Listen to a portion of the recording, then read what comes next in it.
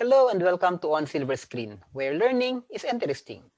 I am Silver de la Rosa, and in this episode, I am going to discuss about the forms of contract. Please support this channel by dropping a like on this video or sharing the video to your friends, especially those who are preparing for their APC. And if you haven't done yet, please subscribe to my channel and turn on the notification bell so that you will be notified every time I upload a new video. The following are the topics under this episode. First, we are going to talk about the form of contract, and we will talk about the importance of a written contract.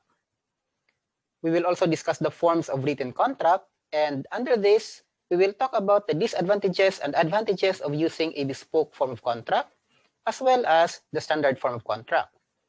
We will have an example of what the standard form of contract are, and lastly, we will discuss about the considerations in selecting what form of contract that suits your project.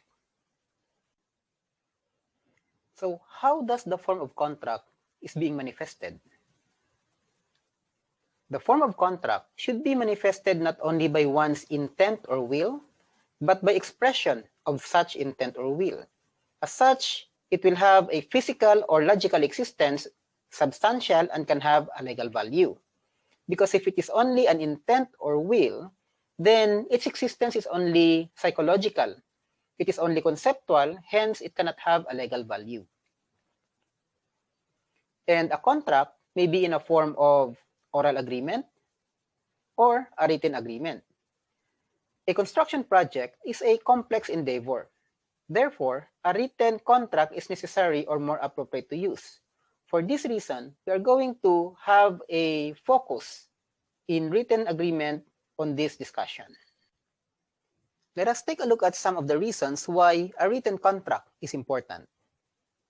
First, it serves as a record of commitment for both parties. At their very core, contracts are relationships. First, two parties agreed to work together and forge a connection that, if fostered well and beneficial on both sides, can last for years. A contract is a visual representation of that relationship. Contracts also hold each party to their original agreement. Next is, a contract or a written agreement prevents conflict and mitigates risks. Contracts often go through a negotiation process that ensures both sides are getting the best deal possible. Obviously, good negotiations should lead to a mutually successful outcome that prevents conflict down the line and sets the foundation for a strong partnership moving forward. When managed correctly, contracts should have a comprehensive audit trail of every change, comment, and edits made. Another important of a written contract is that it helps the entire organization maintain compliance. Having a legally enforceable contract helps the organization to adhere or comply to the regulations. Contracts serves as collaboration and communication tool. From their very creation, contracts are by nature relational and collaborative. Teams can work together to determine their needs through the creation of a contract, building a healthy communication and collaboration. Another importance of a written contract is that, ideally, agreements also help generate revenue. Contracts are binding agreement that says one side will deliver services in exchange for payment. Further, being able to have contracts processed efficiently and under the right terms helps companies generate more revenue. A written contract also increases the operational efficiency of the organization. It is because that managing contract processes and evaluating the greatest needs for improvement will help the organization work more efficiently as a whole. In turn, it will make the organization work faster and smarter using the right tools. Next is that agreements extend a company's brand and values. Because contracts are an extension of company's brand, sending out a contract is a symbol that an organization cares about having a detailed record of the relationship that they are making a commitment to. So these are some of the importance of the written contract. Having understood the importance of a written contract, let us now talk about the forms of a written contract. A written contract can be in bespoke form. So what is a bespoke form of contract? The term bespoke refers to something that is made for a particular purpose. A bespoke construction contract is a non-standard form of contract that is tailored to fit the specific requirements of a project or the intentions of the contracted parties. The following are the reasons why organizations tend to use bespoke form of contract. First, due to the complexity of the project. Because it is a tailored form of contract, the conditions are tailored to fit for the requirement of the project. How complex the project will be can be catered by bespoke form of contract. Next is bespoke form of contract is flexible, dynamic, or amendable character. Unlike the standard form of contract where amendment to the standard conditions are oftentimes not allowed. And bespoke form of contract also use simple terms. Now, the following are also the disadvantages of bespoke form of contract. It is a time-consuming to draft because a pure bespoke form of contract will be drafted from scratch, so it will take a lot of time and may provide an imbalanced distribution of risk that in turn may result to a high tender price. Bespoke form of contract is also prone to disputes between parties because clauses that are not clearly drafted may be subjectively interpreted, and if found to be ambiguous, may fail to achieve the desired purpose. A bespoke form of contract may not adequately or fairly make provisions for all circumstances, and it is not supported by case law.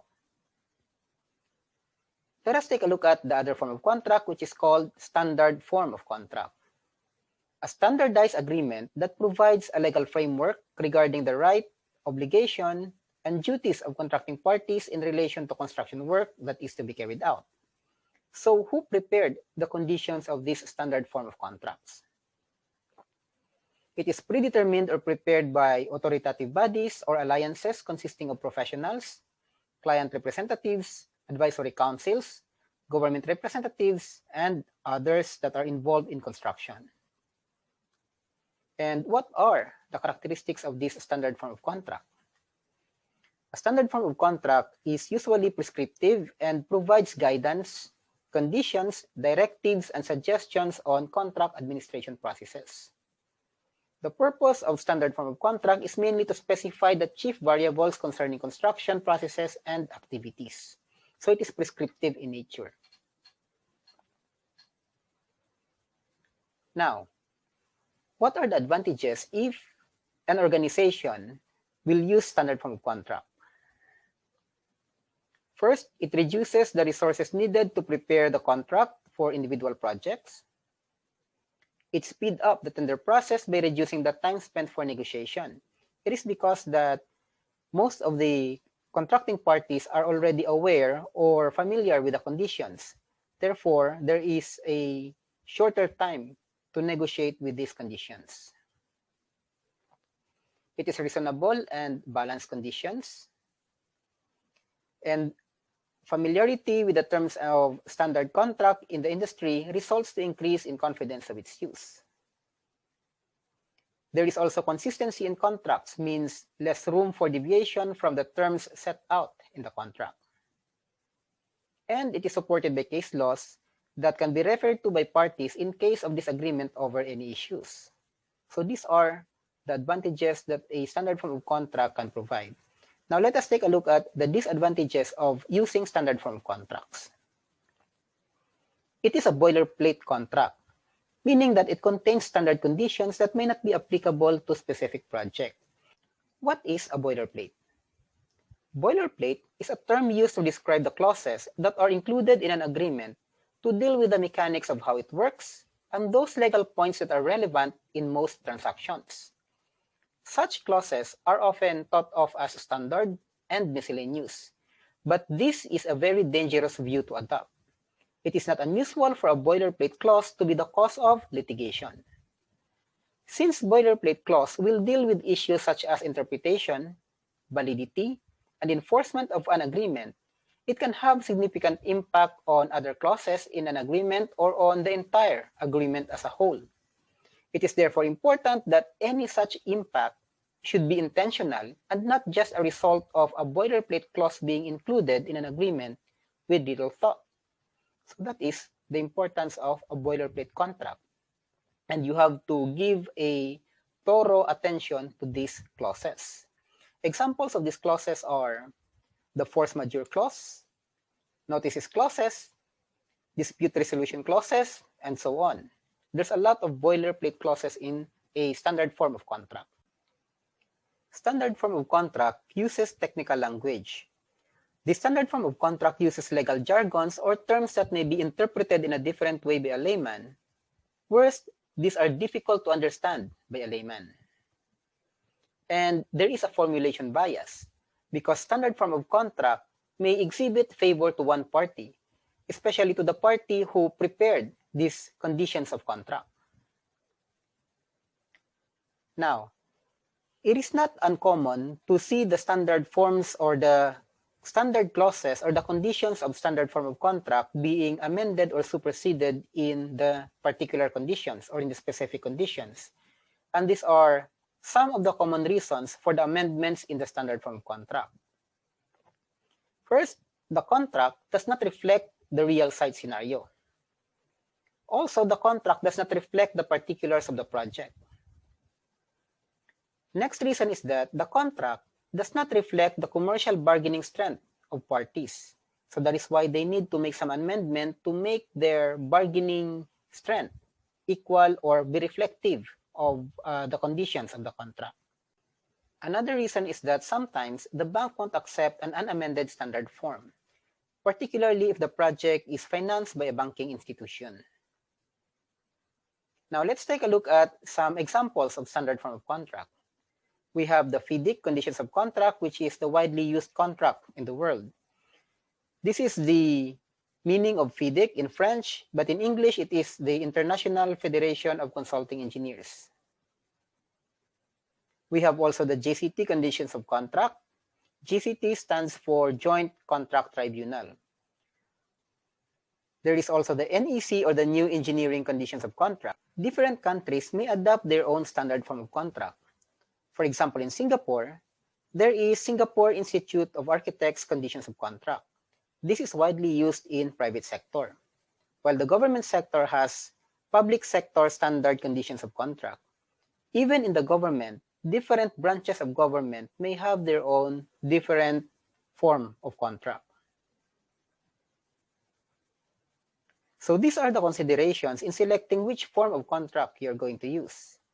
The type of client, level of involvement required by the client, the project size and complexity, speed or the time available for construction, risk allocation, approach to design solution, cost certainty and method of financing of the project, specialist input, capacity for variations or the ability to change the scope of work, contract administration, and separation of design and management. So these are only few of the considerations that you should take a look at when you select the form of contract.